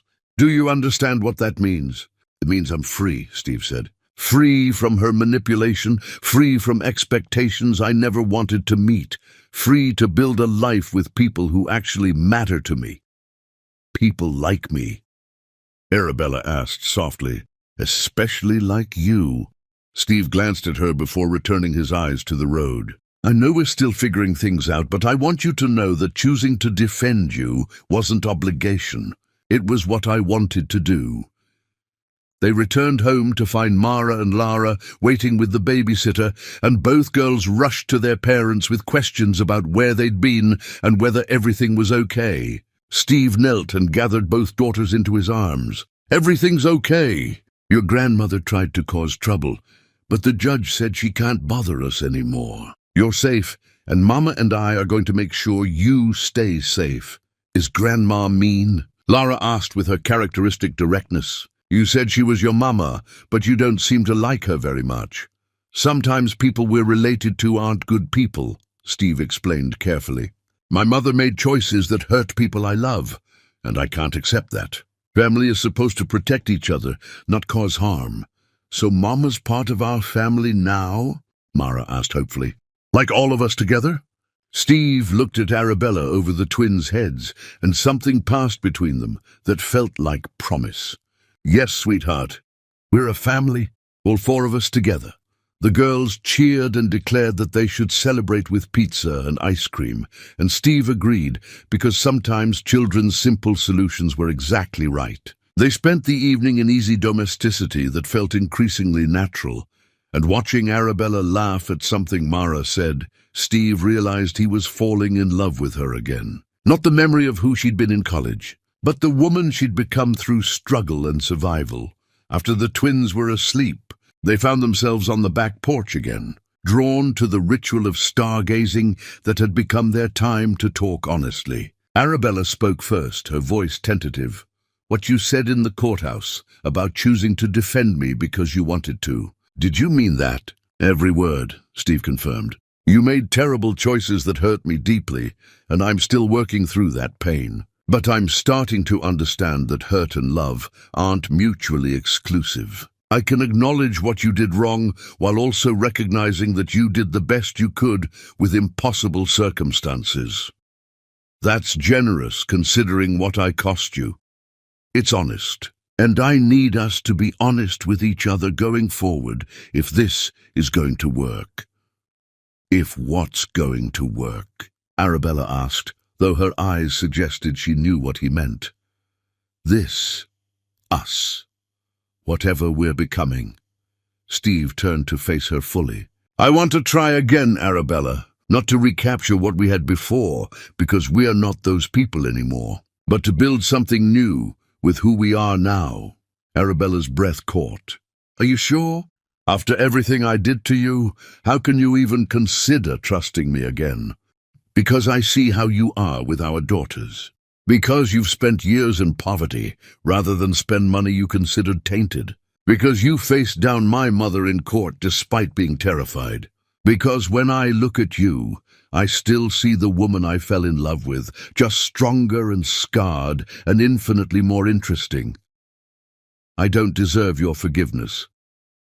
Maybe not, Steve agreed, but I'm giving it anyway, not because you've earned it, but because holding on to anger was destroying any chance we had at happiness. I'm choosing to forgive you because I want a future with you more than I want to punish you for the past. Arabella started crying, and Steve pulled her close, like he'd been doing increasingly often. She fit against him like she'd never left, and the years apart felt less important than the possibility of years ahead. I'm scared, she admitted against his chest. Scared I'll mess this up again, scared you'll realize I'm not worth the effort, scared that loving you will end in more pain. Fear is what got us here in the first place, Steve said gently. Your fear of my family, my fear of losing you again. Maybe it's time we choose courage instead. Maybe it's time we trust that what we have is strong enough to survive our mistakes. I want to trust that. I want to believe we can make this work. Then let's try, one day at a time, We figured this out together." Arabella pulled back to look at his face, and Steve saw his own hope reflected in her eyes. "I love you. I never stopped loving you, even when I was convinced staying away was the right choice. You've been in my heart every single day we've been apart." "I love you too," Steve said, and the admission felt like release. "I tried to hate you, tried to convince myself that what we had was dead, but it never worked. You've been haunting me for years, and now that I have you back, I'm not letting go." He kissed her then, gently at first and then with growing intensity, and it felt like coming home after years of wandering lost. Arabella kissed him back with equal hunger, and when they finally broke apart, both were breathless. "We should probably take this slow," Arabella said with obvious reluctance, "for the girl's sake until we're sure this is going to work." "Agreed," Steve said, though everything in him wanted to rush forward. "But know that I'm sure, I'm absolutely certain I want this, want us, want the family we're building together." They stayed on the porch talking until late, making plans and sharing fears and slowly rebuilding the trust that had been shattered. It wasn't perfect and it wasn't simple, but it was honest and real and filled with possibility that felt like hope. Inside the house, their daughters slept peacefully, unaware that their parents were finally finding their way back to each other. The locket that had brought them together sat on Mara's nightstand, both halves still separated but promising eventual unity. Much like their parents, the pieces existed apart, but were destined to be whole again. Chapter 8. The Rebuilding of Love. The weeks following the court victory settled into a rhythm that felt increasingly domestic and permanent. Steve and Arabella maintained separate bedrooms in the rented house, but the boundaries between them blurred with each passing day. Morning coffee became their time to coordinate schedules and steal quiet conversations. Evenings found them side by side, helping with homework and reading bedtime stories in alternating voices. Lara's strength returned gradually, her heart healing in ways the doctors called remarkable. She tired easily still, requiring afternoon rests that Mara had learned to respect. Steve used those quiet hours to work remotely, building a new foundation for his career now that his mother's connections and inheritance were gone. Arabella watched him adapt to diminished circumstances without complaint and loved him more for choosing their family over wealth. The Arts Center reopened with Steve's financial backing, transformed into something larger that could serve more children. Arabella resisted his help initially, proud and worried about owing him more than she already did, but he insisted that investing in her dream was investing in their community. The compromise had him as silent partner who provided resources without control, respecting the work she'd built alone. Mara noticed the shift in her parents' relationship before they officially acknowledged it. "You smile at each other differently now," she'd said. "Like you're keeping happy secrets." One evening, while Arabella was putting the twins to bed, Lara asked the question both girls had clearly been discussing. "Are you and Daddy going to get married?" "Because we think you should, and Mara and I voted and it was unanimous." Arabella smiled at her daughter's serious expression. "Marriage is complicated for adults, sweetheart. We're still figuring out how to be together after being apart for so long. But you love each other, right? We can tell you do, even when you think we're not paying attention." "Yes, we love each other very much." "Then the rest is just details," Lara pronounced with confidence. "You love each other, you're both our parents. You should just be a family officially." Arabella returned downstairs to find Steve waiting with wine and an expression that suggested he'd been thinking about the same conversation. They'd fallen into pattern of sharing a drink after the girls slept, time carved out for themselves. "Lara asked when we're getting married," Arabella said, settling onto the couch beside him with closer proximity than would have been comfortable weeks ago. "They asked me the same thing last week," Steve admitted. "I told them we were taking things slowly, And Mara informed me that adults overcomplicate everything. Our daughters are unnervingly perceptive. They get that from their mother. Steve's hand found hers naturally. But maybe they're not wrong. Maybe we are overcomplicating this because we're both scared of getting hurt again. Are you scared? Arabella asked, surprised. Terrified, Steve confessed. Not of loving you, because that's already happened, but of building something with you and having it fall apart. Of our daughters growing attached to the idea of complete family only to watch it splinter if we fail. I'm scared of the same things. I destroyed us once before and I know you've forgiven me, but what if I mess up again? Steve turned to face her fully. Then we deal with it together. I don't want to co-parent from separate houses, Arabella. I want to wake up next to you and go to sleep beside you and build a life that's ours in every sense. Are you asking me to move in permanently? I'm asking you to marry me. Steve pulled a small box from his pocket, opening it to reveal a simple ring that was beautiful without being ostentatious. Not because our daughters think we should, though their voting record is persuasive, but because I love you and I want to be your husband. And I'm done pretending that taking things slow is anything but fear, disguised as caution. Arabella stared at the ring with tears streaming down her face. Steve, I don't deserve this. I kept your children from you for years.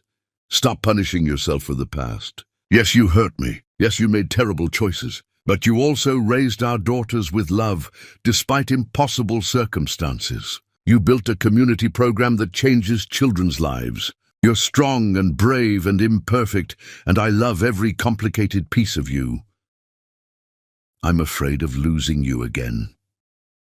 Then hold on tighter this time. Say yes, and trust that we're strong enough to survive whatever comes. Say yes, because you love me and I love you, and our daughters deserve to see their parents choose each other every single day. Arabella looked at this man who'd searched for her for years, who'd forgiven the unforgivable, who'd chosen their family over wealth and legacy. Yes, she said through tears. Yes, I'll marry you. Steve slid the ring onto her finger and kissed her with intensity that spoke of years of longing finally finding resolution. They held each other on the couch, where they'd spent countless evenings learning to trust again. A sound from the stairs made them break apart to find both twins watching with barely contained excitement. We heard, Mara announced with satisfaction. We were supposed to be asleep, but this was more important. You're getting married. Lara squealed, running down to crash into both parents. We're going to be a real family officially. We've been a real family, Steve corrected gently. But now it'll be official in ways that involve cake and fancy dresses.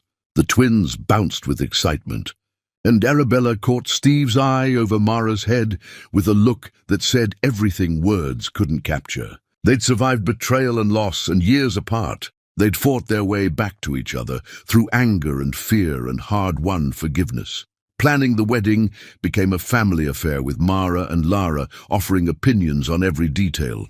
They wanted small and intimate, gathering only people who'd supported them through the hardest times. His mother was conspicuously absent from the invitation list, and neither discussed the absence because her loss was her own doing. The ceremony took place in a friend's backyard, surrounded by flowers and people who loved them. Mara and Lara served as flower girls, wearing matching dresses and the united locket that Steve had finally put back together. Both halves joined after years of separation. Arabella wore a simple dress that made her look radiant, and when she walked towards Steve through rows of chairs, he saw their entire journey reflected in her face. The fear she'd carried, the strength she'd developed, the love that had survived despite every obstacle. The vows they wrote themselves were honest about their past and hopeful about their future. Steve promised to choose her every day, despite the pain she'd caused, to forgive without keeping score, to build a family where love mattered more than legacy. Arabella promised to never run again, to face problems together instead of alone, to trust his love even when fear whispered lies. They promised their daughters a home where they'd be safe and loved and free to be exactly who they were meant to be. When Steve kissed his bride, Mara and Lara cheered louder than anyone, and the celebration that followed was filled with joy that felt earned through suffering. "I searched the whole country for you," he said against her ear while they danced. "Years of false leads and disappointments. And the entire time, you were hiding in plain sight." "I wasn't hiding from you," Arabella said softly. "I was hiding from myself, from the choice I'd made and the consequences I couldn't face. Finding you again forced me to stop running. And now I'm exactly where I'm supposed to be. With you, with our daughters, building the life we should have had all along." They danced until the twins demanded attention, then spent the evening surrounded by people who'd witnessed their journey and celebrated their triumph. It wasn't the fairy tale ending Arabella had dreamed of in college, but it was real and hard-won, and infinitely more valuable for having been fought for. Later that night, after guests departed and twins were asleep, Steve and Arabella stood together, looking at their daughters through the doorway. Mara and Lara slept peacefully, the locket on Mara's nightstand gleaming in the dim light, both halves finally united. "We did it," Arabella whispered. "We survived everything and made it here." "We did it together," Steve corrected, "and we're going to keep doing it together. Every day, every challenge, every joy, together." They closed the door softly and retired to their shared bedroom. The first night as husband and wife, marking a new chapter in a story that had been written in tears and hope and love that refused to die. Outside their window, stars shone with the same light that had witnessed countless evenings of painful conversations and gradual healing. The morning would bring new challenges and continued healing because damage done over years wouldn't be erased in months. But they would face it together, partners in every sense, building a future one day at a time until eventually the past hurt less than the present brought joy. And their daughters would grow up watching parents who chose each other daily, who demonstrated that love was action rather than feeling, who proved that broken things could be mended if everyone involved was willing to do the work of healing. Chapter 9. The Mother's Last Strike. Their peace lasted 3 months before Steve's mother made her final move. A social worker appeared at their door one morning while Steve was at a meeting, her expression professionally sympathetic in ways that immediately put Arabella on alert. An anonymous complaint had been filed, citing concerns about the children's welfare, requesting a home evaluation to ensure they were being properly cared for. Arabella knew with sinking certainty who had filed the complaint, even if proving it would be impossible. Steve's mother had found a new weapon, one that didn't require her name on documents. Anonymous complaints couldn't be traced back to their source, and child welfare investigations had to be taken seriously regardless of obvious motivation. The social worker was thorough, inspecting the house and asking questions about the twins' medical care and educational progress. Mara and Lara answered with honest directness, describing their life with enthusiasm that should have made any concerns seem ridiculous. But Arabella knew that investigations had their own momentum, that even unfounded complaints created files and raised questions. Steve returned home to find Arabella shaking with suppressed rage, the social worker's card clutched in her hand. "She did this. Your mother found a way to hurt us that doesn't require showing her face." "We don't know it was her," Steve said, though his tone suggested he agreed. "It could be anyone concerned about the twins' welfare. Don't insult me by pretending this is legitimate concern. Nobody who knows us would file a complaint. This is her revenge for losing in court, for being cut off from your life. She's using the system to terrorize us because she knows we can't prove her involvement." Steve called his lawyer, explaining the situation with barely controlled fury. The lawyer promised to look into it, but his tone suggested there wasn't much to be done about anonymous complaints. They would have to cooperate fully and hope the social worker's report reflected the reality of a loving home. The investigation lasted weeks. with follow-up visits and interviews that felt invasive and exhausting. Lara's medical records were scrutinized, their finances examined, their parenting methods questioned. Every decision they'd made was viewed through lens of potential neglect, and the weight of constant evaluation took its toll on the entire family. Mara started having nightmares about being taken away, waking up crying and needing reassurance. Lara grew quiet and withdrawn, her naturally contemplative nature becoming worrying silence. Steve and Arabella struggled to maintain normalcy while feeling constantly observed and judged. "She's destroying us from a distance," Arabella said one night after the twins finally fell asleep. "Even without direct contact, she's tearing apart the peace we fought so hard to build." "She's trying to," Steve corrected, "but we're not going to let her succeed. The social worker will file her report. It'll show that our daughters are thriving, and this will be dismissed." "And if it's not dismissed? What if she files another complaint, and another, keeping us in constant state of investigation?" Steve had no good answer because he knew his mother's capacity for vindictive persistence. This was war of attrition, designed to exhaust and demoralize until they broke under the weight of constant attacks. The social worker's report came back clean, declaring the home safe and the children well cared for. But the relief was temporary because 2 weeks later, another anonymous complaint was filed, this time claiming homeschooling concerns, even though the twins attended regular school. The pattern became clear. His mother would file complaints until the system grew tired of investigating or until something stuck. Steve made the decision he'd been avoiding, calling his mother directly for the first time since the courthouse confrontation.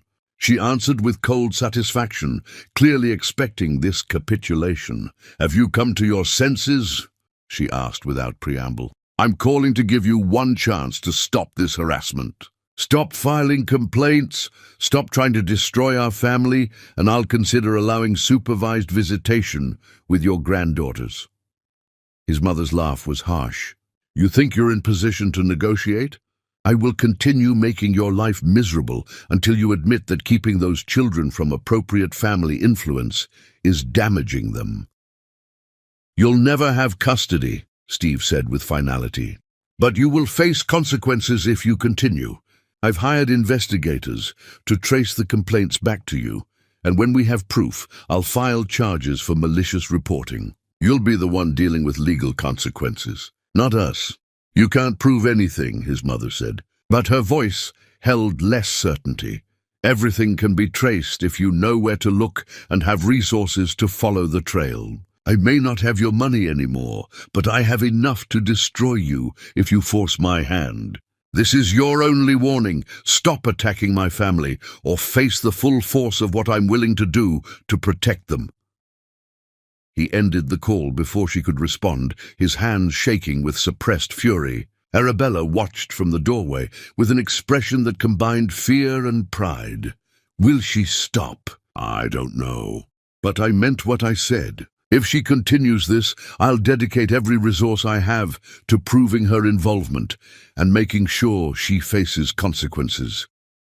The complaints stopped after that conversation, a silence that felt ominous rather than reassuring. Steve's investigators found digital trails suggesting the complaints had originated from accounts connected to his mother's social circle, but proof solid enough for legal action remained elusive.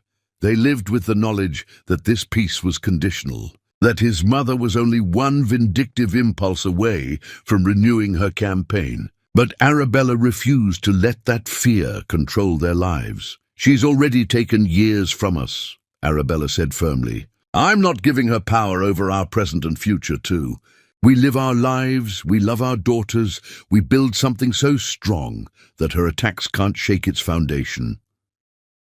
Steve agreed, channeling his anger into productive action. He expanded his work, supporting community programs, investing in initiatives that helped families like the one Arabella had struggled to maintain alone. She grew the Arts Center into something remarkable, serving hundreds of children with programs that addressed not just creativity, but also the social issues that created barriers.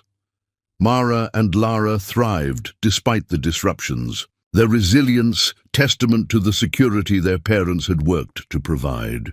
They asked occasionally about their grandmother, and Steve answered honestly that sometimes people who should love us make choices that hurt instead, and that protecting them meant maintaining distance from those people.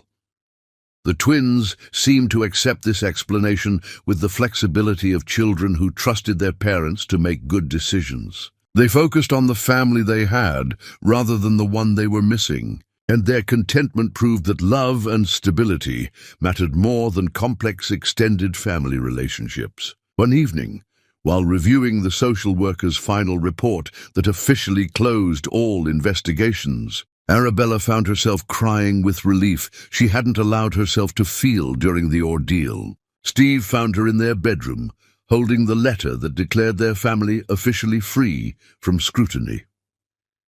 "It's over," he said softly. "She can't hurt us anymore without exposing herself to consequences she's not willing to face." Is it really over, though? Or is this just another temporary reprieve?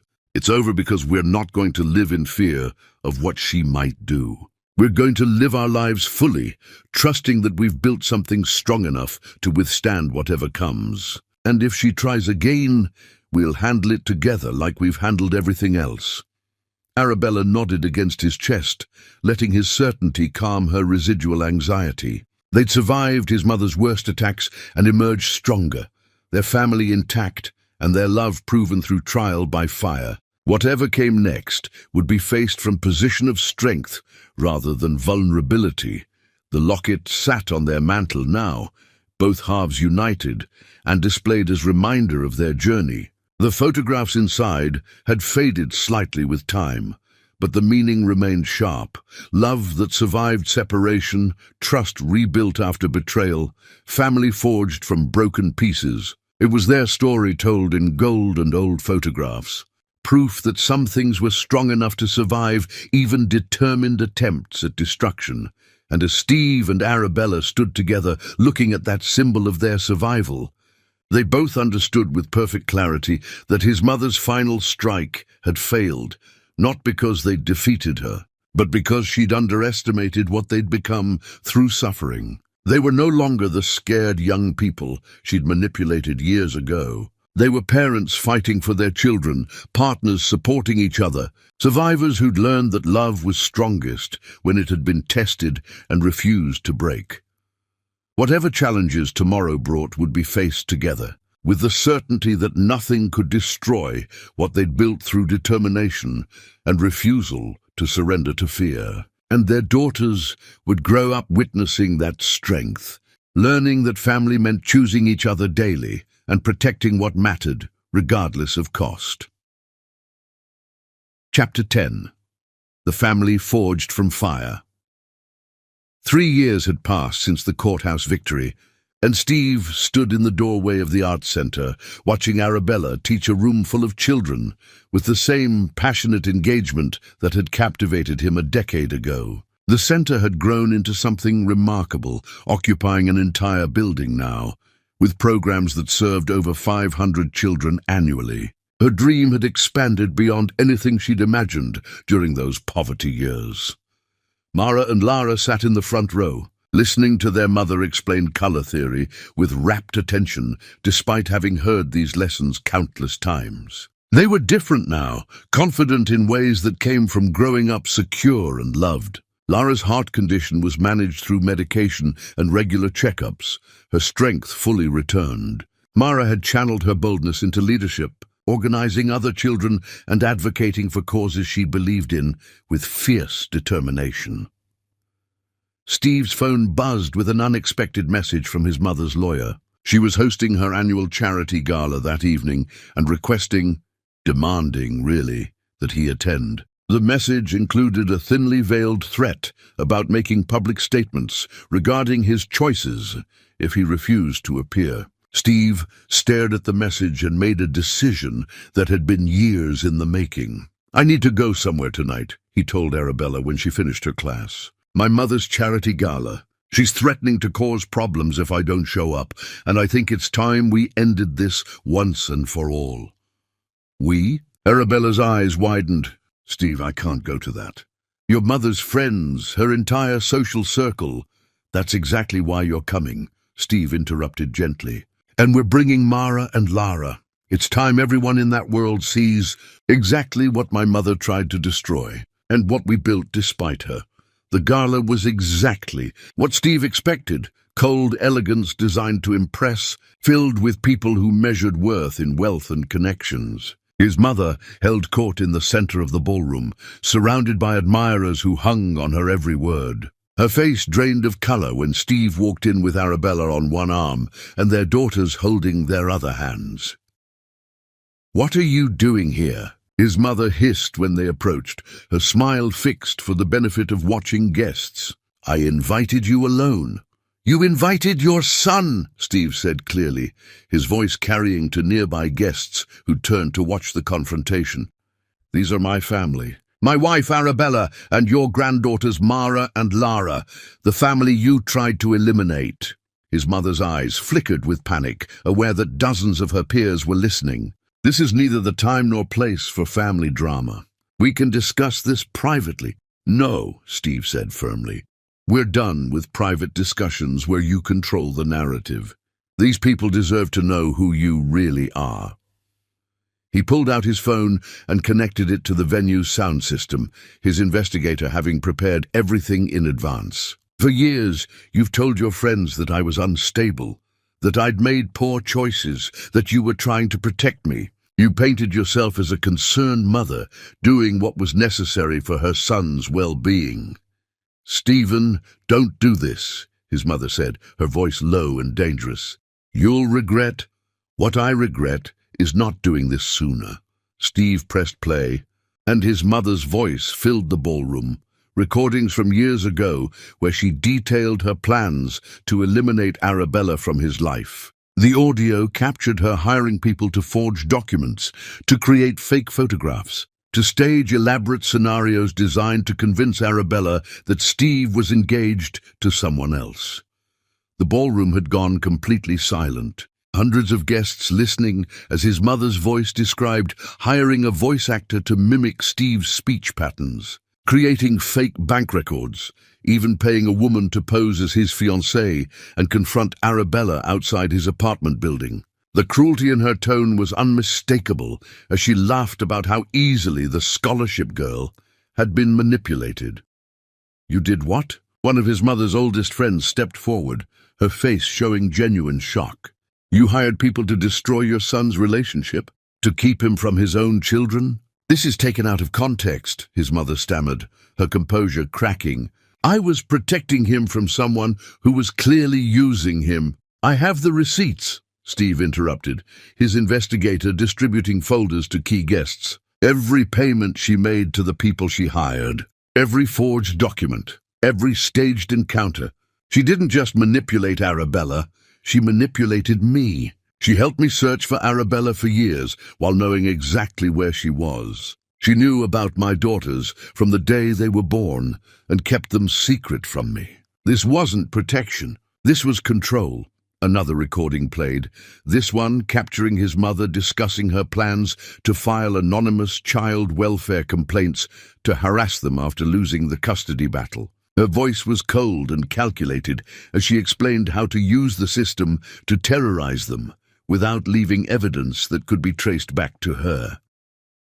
The crowd's murmur grew louder, guests backing away from Steve's mother as if her cruelty might be contagious. The charity board president approached with fury written across her features. "Is this true? Did you file false child welfare reports?" "They were legitimate concerns," his mother tried to argue, but her voice had lost all conviction. "Those children were being raised in poverty. Without proper poverty you caused." Arabella spoke for the first time, her voice steady despite being surrounded by people who'd once represented everything she feared. "You gave me money to leave your son, then used that poverty as evidence I was an unfit mother. You created every problem you claimed to be concerned about. Mara stepped forward with the fearlessness of a child raised to believe she belonged anywhere. "Are you our grandmother? The one who tried to take us away from Mama?" His mother looked at her granddaughter, and something flickered in her expression. Regret, perhaps, or recognition of what her prejudice had cost her. "I was trying to give you a better life than your mother could provide." "Mama gave us the best life," Lara said quietly from beside her sister. "She taught us to be kind and strong, and to love people for who they are, not what they look like or how much money they have. You're the one who needs to learn that." The simple truth from a child's mouth hit harder than any accusation Steve could have made. His mother's face crumpled, the reality of her isolation finally penetrating her defenses. Her friends, her social circle, the people whose opinion she'd valued above her own family, they were all backing away, their expressions showing disgust or pity or contempt. "I want you to understand something," Steve said to his mother as guests began leaving the gala in scandalized groups. "You didn't lose me because I chose Arabella over you. You lost me because you chose prejudice over love, control over family, and cruelty over compassion. You had every chance to be part of our lives, to know your granddaughters, to be a mother worth having. You chose this isolation yourself." His mother stood alone in the center of her ruined gala, surrounded by the wreckage of her reputation. "You've destroyed me," she whispered. "No," Steve said gently. "You destroyed yourself. I just made sure everyone knew the truth." They left her there and didn't look back. The exposure had been brutal but necessary, the kind of public reckoning that couldn't be undone or explained away. By the next morning, Steve's mother had become a pariah in the social circles she'd once dominated. Her charity positions revoked, her influence obliterated. 2 weeks later, Steve's phone rang with news that his mother had suffered a massive heart attack. She'd been found alone in the estate she'd valued more than family, and the doctors said she'd died quickly, without pain. He felt hollow relief that the threat she'd represented was finally gone permanently, but also profound sadness for what could have been if she'd chosen differently. The funeral was small and sparsely attended, most of her former friends unwilling to be associated with her after the gala revelations. Steve stood with Arabella and their daughters, paying respects to the woman who'd given birth to him, even though she'd stopped being his mother long before she died. After the service, his mother's lawyer approached with an envelope. "She left this for you. Instructions were that you should read it alone." Steve opened the letter in his car, while Arabella waited with the twins at a nearby park. The words were surprisingly honest, acknowledging her manipulation and the damage she'd caused. She wrote about her own upbringing in a world that valued legacy over love, about fear that had driven her to destroy rather than accept. She admitted to every crime Steve had exposed at the gala and more, watching Arabella throughout her pregnancy, knowing about Mara and Lara's births, deliberately keeping them separated. The final paragraph gutted him with its raw honesty. "I watched you build a beautiful family with the woman I tried to eliminate from your life, and I saw that she made you happier than anything I'd ever given you. My prejudice cost me my son and my granddaughters, and I died knowing that was my own fault. I'm leaving you everything I denied you before, not because you need it, but because it's the only apology I can offer now. Tell your daughters that their grandmother was wrong about everything that mattered, and that the greatest regret of my life was choosing pride over love." Steve emerged from the car, with tears streaming down his face, and Arabella wrapped him in her arms while he broke apart over the mother who'd finally found honesty in death. The inheritance was substantial, millions that would secure their family's future and allow the arts center to expand beyond current limitations. But the money mattered less than the acknowledgement, the admission that she'd been wrong and they'd been right to choose love over her approval. That evening, after telling Arabella about the letter's contents, They talked about forgiveness and legacy and what they would teach their daughters about family and choice. "Do you forgive her?" Arabella asked quietly. "After everything she did, knowing she regretted it at the end?" "I'm starting to," Steve said honestly. "The public exposure at the gala gave me the closure I needed. Seeing her face the consequences of her actions in front of everyone she'd tried to impress. The letter gave me understanding. Together, they're enough to start letting go of the anger." "She died alone because of her choices," Arabella said softly. "That's its own kind of tragedy." "It is," Steve agreed. "But it was a tragedy she created. We gave her chances to choose differently. The gala was her final opportunity to admit what she'd done and try to make amends. She could have confessed, apologized publicly, tried to earn forgiveness. Instead, she tried to deny and defend. That was her choice." The twins burst into their bedroom the next morning with boundless energy, demanding pancakes and telling stories about their dreams. They piled onto the bed between their parents, giggling and demanding attention. Steve watched his daughters interact with Arabella and felt overwhelming gratitude for the family they'd created from such broken beginnings. Later that day, they took Mara and Lara to the place where Steve had first walked into the arts center and found Arabella again. The neighborhood had changed, but the building remained, expanded and improved, but still recognizably the place where their family had been reborn. "This is where Daddy found us," Mara said, having heard the story countless times. "When we were little and didn't know he existed." "This is where everything changed," Steve confirmed. "Where I walked through that door and saw your mother teaching children to paint, and my entire world shifted." "And you saw the locket," Lara added, touching the united piece that hung around her sister's neck. "And you knew we were yours." "I knew you were mine the moment I saw you," Steve corrected gently. "The locket just confirmed what my heart already understood." They spent the afternoon in the center, Steve and Arabella working side by side, while Mara and Lara helped younger children with their projects. Watching his family interact with the community they served, Steve felt complete in ways that had nothing to do with wealth or social standing. That evening, they gathered in their home, with the locket displayed prominently on the mantel. Steve pulled it down and opened it carefully, showing the twins the photographs inside that had faded with time, but remained precious. "This is your mother when she was young," he told them, pointing to Arabella's image, "before life made her strong and fierce. And this is me before I knew what really mattered." "You both look happy," Mara observed, "like you didn't know sad things could happen." "We were innocent," Arabella agreed. "We thought love was simple. We didn't understand yet that the best things require fighting for." "But you fought," Lara said with satisfaction. "You fought and won, and now we're all together." "We did," Steve confirmed. "And we'll keep fighting for this family every single day." The twins hugged their parents with fierce affection, completely secure in their place in the world.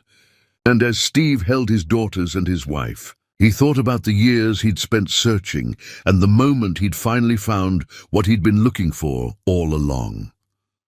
The locket caught the light. Both halves united after years of separation, and Steve understood with perfect clarity that some love stories took a decade and almost died 1,000 times, but survived because the people involved refused to accept that broken things couldn't be mended. They'd lost years they could never recover, caused each other pain that left permanent scars, and built their family from wreckage that should have destroyed them. But they'd survived. They'd chosen each other despite every reason not to. They'd forgiven the unforgivable and built something beautiful from devastating betrayal. His mother had tried to destroy them and failed. Her final public defeat at the gala proving that cruelty couldn't triumph over love when people refused to surrender. And their daughters would grow up understanding that love wasn't about perfect people making perfect choices, but about imperfect people choosing each other daily and refusing to surrender when things got difficult. The search that had consumed Steve for so many years had ended not with finding Arabella, but with finding himself, the man he was meant to be, the father his daughters deserved. the husband who chose love over pride and family over legacy. The locket sat on the mantel as permanent reminder of their journey, both halves united. Photographs faded but precious, promise kept despite years of separation. It was their story told in gold and old memories, proof that love strong enough to survive years apart was strong enough to build a future on. And every time Steve looked at it, he remembered the moment he'd seen it around his daughter's neck and known with certainty that some things were worth searching the entire world to find.